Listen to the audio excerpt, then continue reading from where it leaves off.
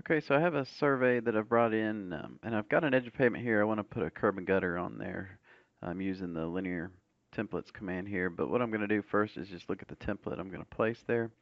It's this curb and gutter type 11. And what I have out here is a null point that's going to follow that edge of pavement. I am not going to create linear features from this null point because the surveyed edge of pavement's already out there in graphics.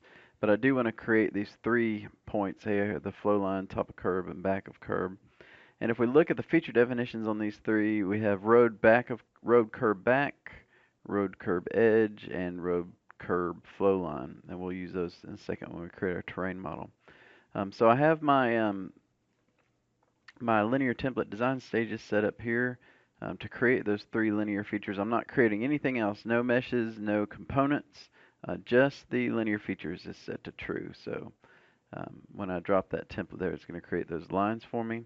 And so I'm going to go ahead and place it here. I've zoomed in on the very end of the line, so we should see the curb come up here in 3D after I place it. So we'll go use the apply linear template command, and we're going to locate my element there and choose that same curb and gutter that we just looked at. I've locked it to the start, locked it to the end, and we're going to pick the location and then accept those prompts there. And you can see here in 3D when I placed it, it did come down and place my 3 lines there, my flow line, edge of curb, and then a back of curb. That one's a little hard to see there because it's yellow. So the last thing I'm going to do is create a terrain model out of that. And what I'm going to do here is go to my survey. And first thing I'm going to do is just create a terrain model out of my field book. And there it's created a terrain model. You can see it's skipped my 3 curb and gutters in there because they're not part of the field book. So all I have to do to include those is to come to the terrain model by a graphical filter. I have previously set up a graphical filter called survey to grab those curb and gutter features specifically. And in fact, if I look at it real quick, I can see, I set up what their color, line style, that was, and then I told which feature definitions to look for.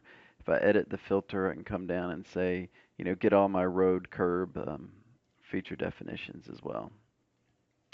So I'm going to use that filter that we created. I'm going to append that to the survey fieldbook, to the fieldbook terrain that's already there, and choose the edge methods.